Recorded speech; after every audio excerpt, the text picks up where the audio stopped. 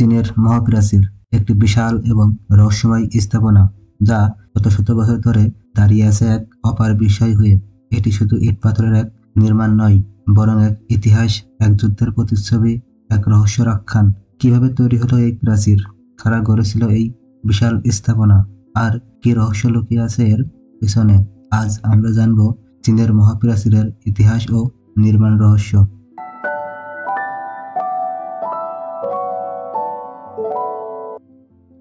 মহাপ্রাচীরের ইতিহাস হাজার বছরের পুরনো। ধারণা করা হয় খ্রিস্টপূর্ব সপ্তম শতাব্দীতে চীনের বিভিন্ন রাজ্য নিজেদের প্রতিরক্ষা জোরদার করতে ছোট ছোট দেয়াল তৈরি করেছিল, কিন্তু প্রকৃতপক্ষে এটি আবির্ভূত হয় খ্রিস্টপূর্ব 221 সালে, যখন চীনের প্রথম সম্রাট কিন শি হুয়ান একে বিশাল এক প্রতিরক্ষা ব্যবস্থায় রূপান্তরিত করেন।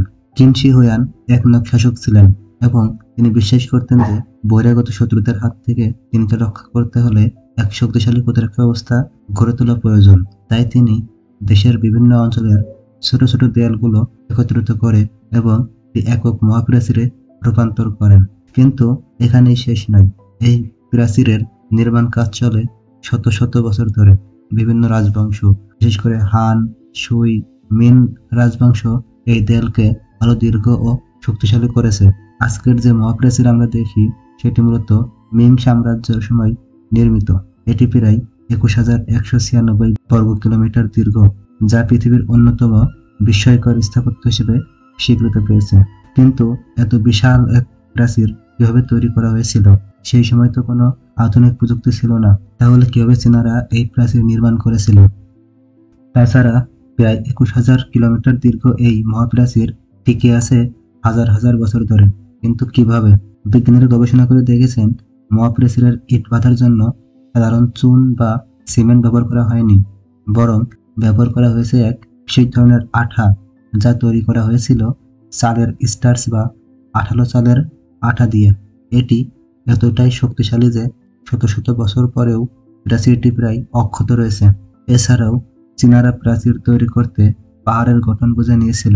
যেখানে পাথর পাওয়া গেছে সেখানে পাথর ব্যবহার করা হয়েছে, আর যেখানে মাটি বেশি ছিল সেখানে মাটিতে প্রাচীর তৈরি করা হয়েছে। এভাবেই প্রাকৃতিক উপাদান কাজে লাগিয়ে এই বিশাল স্থাপনা গড়ে তোলা হয়েছিল। শ্রমিকরা পাহাড়ি পথ ধরে এই প্রাচীর তৈরি করেছিল। তারা বিশাল পাথরের ব্লকগুলো কাঁধে করে নিয়ে যেত এবং কাঠের মাচার সাহায্যে তা স্থাপন করত। ধারণা করা হয় প্রায় 10 লাখেরও বেশি শ্রমিক, বন্দী এবং সৈন্য এই প্রাচীর তৈরির কাজে নিয়োজিত ছিল। কিন্তু এই নির্মাণ ছিল অত্যন্ত কষ্টসাধ্য। প্রচন্ড ঠান্ডা, খাদ্যের অভাব, শারীরিক পরিশ্রম, এসব কারণে হাজার হাজার শ্রমিক মারা গিয়েছিল এবং লোককথা বলে যে তাদের অনেকের দেহই প্রাচীরের নিচে সমাহিত করা হয়। চীনের মহাপ্রাচীর এক বিস্ময়কর স্থাপনা যা হাজার হাজার বছর ধরে দাঁড়িয়ে আছে। এটি শুধু একটি প্রতিরক্ষা ব্যবস্থা নয়, বরং এক বিশাল রহস্যের প্যাকেজ।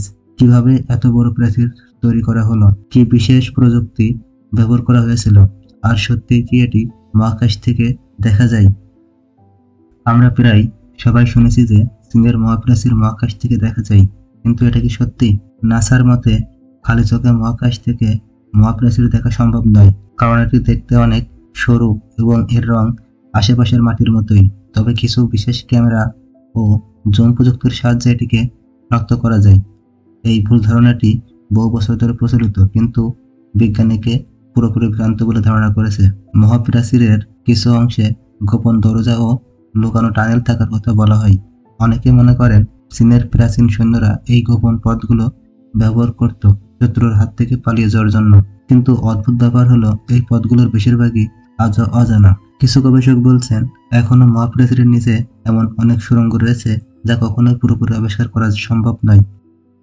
চীনের মহাপ্রাচীর এক সময় যা ছিল সামরিক প্রতিরক্ষা ব্যবস্থার প্রতি আস্থা হয়ে উঠেছে পর্যটন, সংস্কৃতি এবং বিশ্ব ঐতিহ্যের অংশ। হাজার বছর ধরে এটি তৈরি হয়েছিল শত্রুর আক্রমণ ঠেকানোর জন্য। কিন্তু আধুনিক যুগে এর ভূমিকা কি?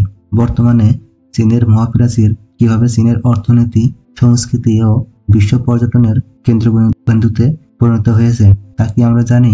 1987 সালে ইউনেস্কো চীনের মহাপ্রাচীরকে বিশ্ব ঐতিহ্যের তালিকায় অন্তর্ভুক্ত করে।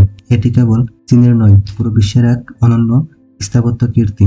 এটি বিশ্বের অন্যতম জনপ্রিয় পর্যটন কেন্দ্র, যেখানে প্রতি বছর প্রায় 1 কোটির বেশি পর্যটক ভ্রমণ করতে যায়। চীনের মহাপ্রাচীর শুধু এক টুকরো ইতিহাস নয়, এটি এক বিশাল রহস্য যেখানে বিজ্ঞান, প্রকৌশল এবং অলৌকিকতার মিশ্রণ রয়েছে।